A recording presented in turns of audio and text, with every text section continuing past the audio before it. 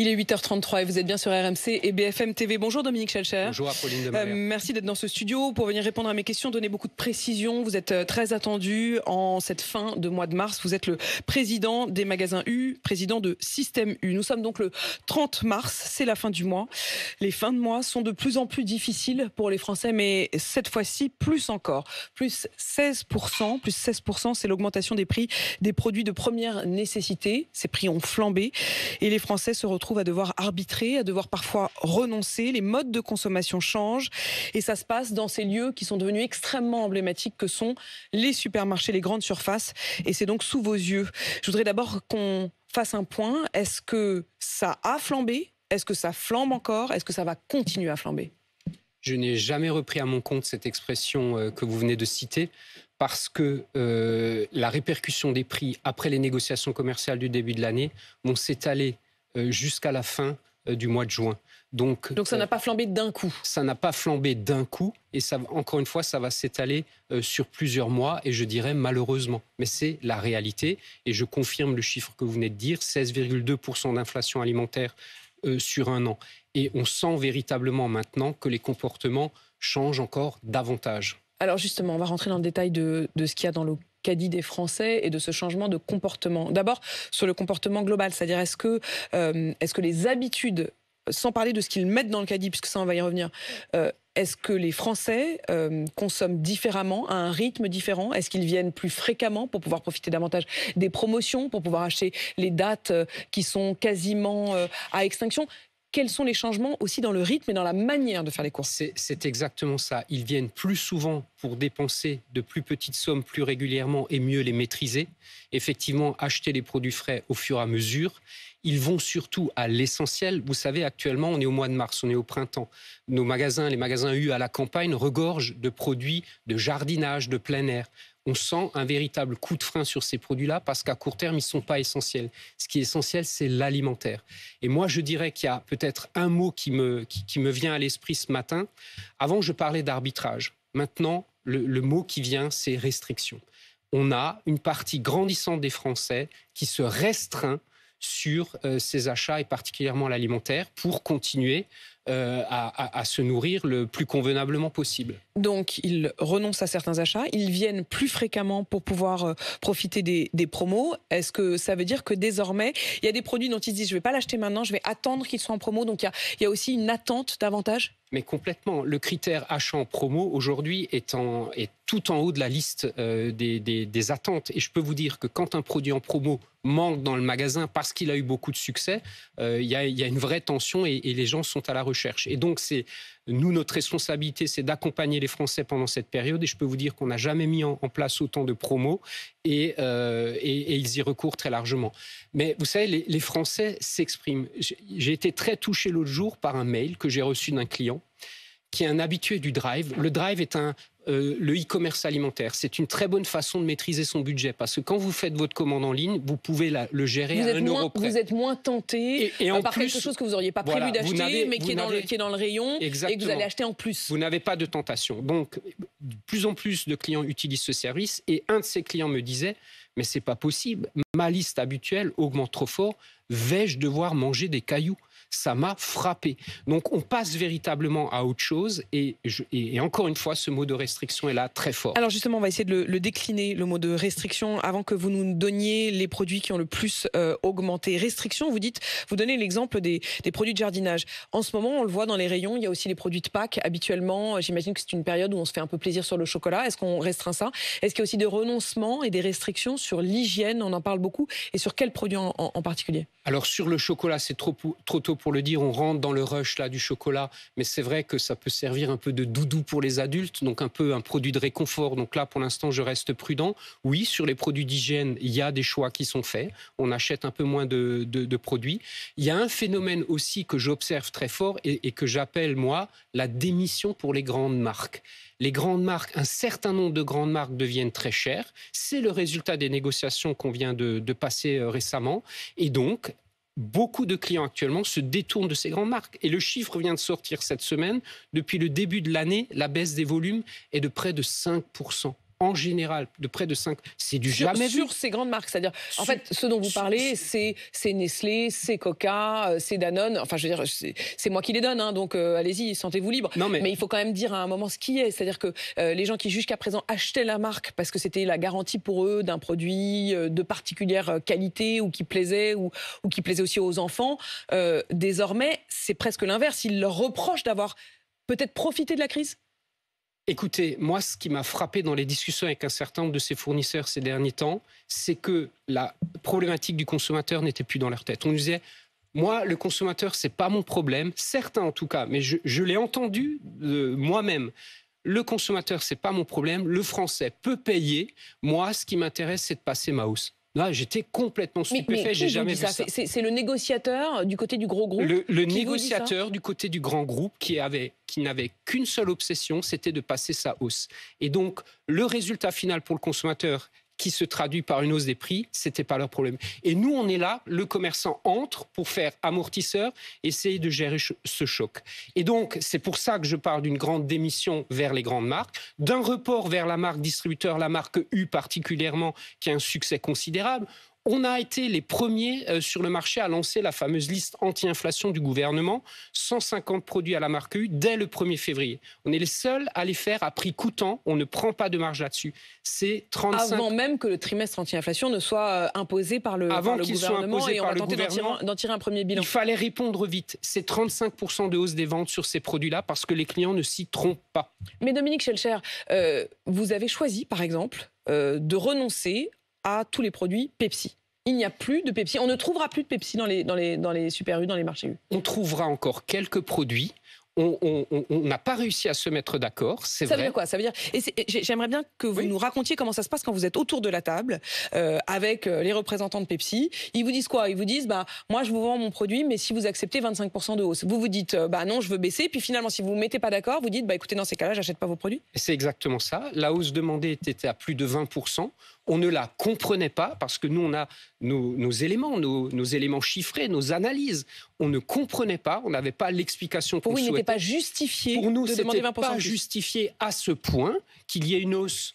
Il n'y a pas de problème, notamment la part de matières premières agricoles, on ne doit plus la discuter. Et ça, il n'y a aucun sujet, on l'accepte. Mais là, c'était quoi? C'était le plastique? C'était soi-disant le plastique ou l'électricité ou le transport? Exactement, bien au-delà, mais on n'a pas réussi à s'expliquer. Et donc, à la fin, on a dit, OK, on n'est pas d'accord, donc on fait un accord à minima, c'est-à-dire il n'y aura plus que quelques produits Pepsi dans nos rayons, avec une hausse que vous souhaitez, mais il y aura moins de produits dans nos rayons. Et c'est ça qui va se passer dans les semaines qui viennent. Et que vous disent les consommateurs à ça? Eh bien, écoutez, ils le comprennent. Alors, ils le comprennent. S'il y a des gens qui, mais sont accros au Pepsi, ils vont se détourner de vos magasins. Mais non, parce que beaucoup de clients, qu'est-ce qu'ils me disent? Bon, on comprend, il y a un phénomène, il y a eu la guerre, il y a des matières premières qui ont augmenté, il faut rémunérer l'agriculteur, ça beaucoup de Français nous le disent, ça on le comprend. Mais tout de suite derrière la question c'est, mais on entend qu'il y a des matières premières qui baissent, et donc quand allez-vous baisser les prix dans les rayons? Eh bien, c'est ça la question que les gens nous posent plus qu'autre chose. Donc, je crois que les Français sont prêts aujourd'hui à faire des choix et ils le font eux-mêmes vers la marque distributeur. Et c'est d'ailleurs pour ça, Apolline de Malherbe, que je fais une proposition que je vous refais ce matin, importante. Quand on nous dit il y a des matières premières qui baissent, notamment par exemple le blé, le café, moi je demande, mais pourquoi ces prix continuent à augmenter en rayon? Mais pourquoi? Parce qu'aujourd'hui, on est enfermé dans une période de négociation de 3 mois et moi, je demande à casser cette période de négociation et à pouvoir négocier toute l'année pour pouvoir répercuter aux Français le plus vite possible les baisses d'un certain nombre de matières premières. Ça veut dire, Dominique Schelcher, vous demandez même pas seulement plusieurs sessions de négociation, vous demandez à ce qu'il n'y ait plus de deadline, de date figée. On le sait bien et on s'en souvient parce qu'on en a beaucoup parlé ici. Entre le 1er décembre et le 28 février. Il y avait la date du 1er mars qui était le moment où vous deviez avoir trouvé un accord. Ici même, à ce micro, Bruno Le Maire, le ministre de l'économie, avait annoncé qu'il proposait une deuxième session en mai.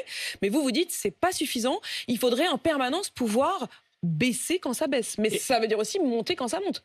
Mais la France est le seul pays dans le monde, et particulièrement en Europe, où on a une période de négociation figée. Partout ailleurs, on négocie tout au long de l'année. Pourquoi ne le ferait-on pas en France? Il faut absolument le faire. Et le meilleur exemple est que le gouvernement nous a demandé l'année dernière, après le début de la guerre, de renégocier toute l'année quand les matières augmentaient. On l'a fait bien volontiers, on a accepté jusqu'à 5-6 hausses chez certains fournisseurs. Et cette année, alors que les matières baissent, on nous dirait « Ah ben non, cette année, on négocie pas forcément toute l'année. » Donc en fait, vous avez accepté de le faire et vous l'avez fait quand c'était pour que ça monte. Et donc changer les étiquettes et les prix des produits à la hausse plusieurs fois dans l'année. Vous demandez à ce que ce soit le cas dans l'autre sens. Or, quels sont les produits qui aujourd'hui baisseraient si ce système existait? Imaginons qu'on va au bout de votre logique, que Bruno Le Maire dit OK, c'est bon, on arrête cette contrainte, vous avez le droit de négocier tout au long de l'année. Est-ce que vous pouvez dire aux Français ce matin, il y a des produits dont les étiquettes baisseraient, c'est-à-dire pas juste se stabiliseraient, mais baisseraient? Mais ça peut être dans plein de catégories de produits. Pourquoi? Parce que ce qui baisse actuellement, il y a le blé. Le blé rentre dans énormément de recettes. Donc les pâtes devraient à nouveau baisser. Par exemple, il y a le café, mais il y a des emballages qui baissent actuellement également. Donc des emballages, il y en a dans tous les produits. Donc voilà, dans plein de catégories de produits, on aurait sans doute possibilité d'avoir des premiers signes de baisse dans quelques temps. Mais ça, il faut nous en donner la possibilité. Il faut libérer cette discussion et c'est le grand appel que je lance maintenant depuis quelques jours. Dominique Schelcher, vous avez dit que les Français se restreignaient. Vous avez parlé des différents domaines. Vous parliez des produits non essentiels, considérés comme non essentiels, le jardinage, un certain nombre de produits d'hygiène. Dans le panier alimentation maintenant, est-ce que vous avez constaté qu'ils se privent de produits frais, qu'ils se privent de viande, de poisson? Mais complètement. Les produits frais sont véritablement à la baisse. Ils sont en recul sur toute l'année 2022 et ça s'accélère actuellement. Et ça, c'est un véritable problème de plus pouvoir se permettre d'acheter des fruits et légumes frais. Raison pour laquelle, d'ailleurs, depuis le début de cette crise, on propose 4 fruits et légumes à prix coûtant chaque semaine. Il faut proposer ce genre d'initiative pour continuer à permettre aux Français de quand même s'alimenter de qualité. Parce que notre sujet, c'est aussi ça, continuer à permettre une alimentation de qualité accessible au plus grand nombre. Et c'est une véritable gageure actuellement. Plus 31,6% pour les prix des viandes surgelées, plus 30,4% pour les mouchoirs en papier, plus 27% pour le papier toilette, plus 26% pour le sucre, 24% pour le lait, 24% pour les chips, 24% pour le beurre. Ça, c'est les prix dans vos rayons aujourd'hui, dans tous les rayons, pas seulement Super U, mais dans toutes les enseignes. C'est dans tous les rayons, je le confirme. Raison pour laquelle, par exemple, sur notre liste qui est à prix coûtant, les 3 premiers produits, je peux vous les citer, les plus vendus à prix coûtant, ce sont les œufs. Ça, c'est un signe important. C'est de la protéine du quotidien, moins cher que la viande. Le papier WC, c'est un produit nécessaire au quotidien, mais qui est devenu très cher. Donc, dès qu'il baisse, il est acheté en quantité. Et les steaks hachés surgelés, qui sont très importants dans beaucoup de repas des Français. Et dès qu'ils sont moins chers, ils sont plébiscités. Ça, c'est dans le panier anti-inflation que vous avez fait. Oui. Qu'en est-il des fameux autocollants trimestre anti-inflation avec une sorte de cocarde tricolore que Bercy vous a demandé d'apposer à un certain nombre de produits? Donc, ils sont présents devant chacun de ces 150 produits dans nos magasins, bien évidemment. Donc en fait, c'est la même chose. C'est-à-dire que ce que vous nous expliquez ce matin, c'est que ce que vous avez fait comme liste de 150 produits est devenu la liste anti-inflation sollicitée par le gouvernement. Bien sûr. Est-ce que vous auriez aimé qu'ils aillent plus loin? On sait que nos voisins testent différents... Ils sont tous confrontés à la même problématique de hausse des prix. Certains préfèrent plutôt la question de la baisse de la TVA, par exemple. Ça, c'est une question... Vous vous êtes pas dit à un moment, ils auraient pu aussi choisir ce modèle-là? Non, je suis pas favorable à cette solution-là. Baisser la TVA... C'était la proposition du Rassemblement national, par exemple. C'est encore pesé, je pense, sur les finances publiques à un moment où c'est quand même extrêmement compliqué. Le vrai sujet pour nous, c'est de nous permettre de négocier au fur et à mesure de l'année, au plus près de l'évolution des matières premières, pour avoir les prix les plus justes au rayon, sans oublier malgré tout les agriculteurs. Ça, c'est un point important. On négocie aussi sous le couvert de la loi Egalim qui a permis d'améliorer le revenu des agriculteurs. Et ça, par contre, il ne faut pas le toucher, il ne faut pas le remettre en cause. C'est le reste qu'on veut négocier. Et d'ailleurs, aujourd'hui, le revenu des agriculteurs, pour la première fois depuis des années, s'est stabilisé, voire a légèrement depuis augmenté. 2 ans, il augmente. Depuis 2 ans. Dominique Schelcher, qui sont ceux qui trinquent? On parle beaucoup des très gros industriels, mais au fond, en dessous, il y a les petits industriels et notamment les PME françaises de transformation alimentaire, les entreprises de charcuterie, les entreprises de biscuiterie, les entreprises de laitage. Est-ce que eux souffrent particulièrement aujourd'hui? Et même, est-ce que vous n'avez pas un rôle aussi qui est quand même de leur demander à eux de serrer la vis parce que vous n'arrivez pas forcément à faire serrer la vis aux grands industriels? Non, mais on traite avec discernement les PME. On s'est d'ailleurs mis dans les négociations commerciales plus rapidement d'accord avec elles qu'avec les plus grandes marques. Elles nous ont demandé moins de hausse. Avec les mêmes ingrédients, ces entreprises-là nous ont demandé moins de hausse et on s'est mis d'accord plus vite. Et je rappelle que derrière la fabrication de biens, des produits de marque distributeur, chez nous et chez les autres, il y a des PME françaises. Donc acheter un produit de marque distributeur, particulièrement U, c'est acheter un produit de PME française. C'est ça qu'il faut rappeler. Et donc c'est une façon concrète de les soutenir aussi, ces entreprises-là, qui, c'est vrai, pour qui c'est difficile aussi, avec le prix de l'électricité, du gaz, etc. Et Dominique Schelcher, il y a eu cette fameuse loi de Crozaille, désormais bien connue, qui est donc du nom du député de Crozaille. C'est une loi qui a été adoptée définitivement mercredi dernier à l'Assemblée nationale et qui vise officiellement à rééquilibrer le rapport de force entre les distributeurs et les grands groupes. Vous allez jusqu'à estimer que probablement une partie de cette loi a été rédigée par des lobbies industriels. La toute première version de l'article 3 de ce texte, on me l'a dit, a effectivement été proposée par un syndicat des grandes multinationales tel quel. Écrit, ils n'avaient plus qu'à faire du copier-coller. Ça m'a été dit. Mais prenons du recul par rapport à ça et j'ai envie de vous dire la chose suivante. Les lois qui régissent les relations commerciales en France, c'est une histoire de balancier. Un peu en faveur des commerçants, un peu en faveur des industriels.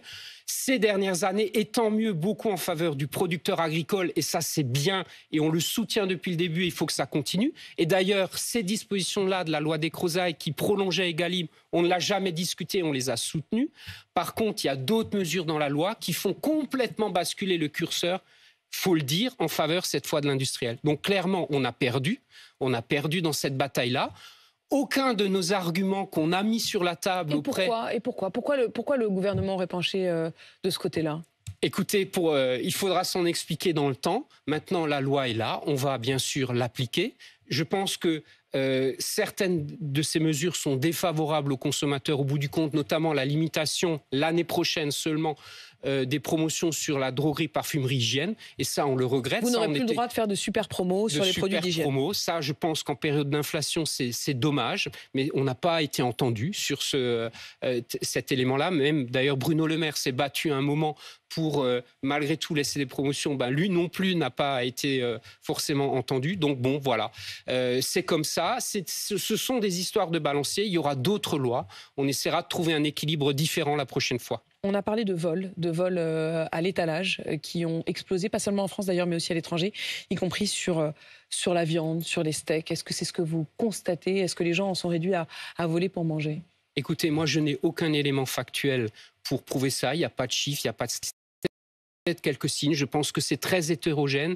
C'est évident que si vous êtes obligé de faire ça... Plus 14%, ce sont les chiffres du ministère de l'Intérieur. Si vous êtes obligé de faire ça pour manger, c'est évidemment terrible. Et donc, il faut s'attaquer à la source du problème, pouvoir faire évoluer les prix à la hausse et à la baisse quand il faut, pour continuer à rendre accessible une alimentation de qualité. On l'a bien compris, vous demandez à pouvoir renégocier tout au long de l'année pour pouvoir justement répercuter les baisses.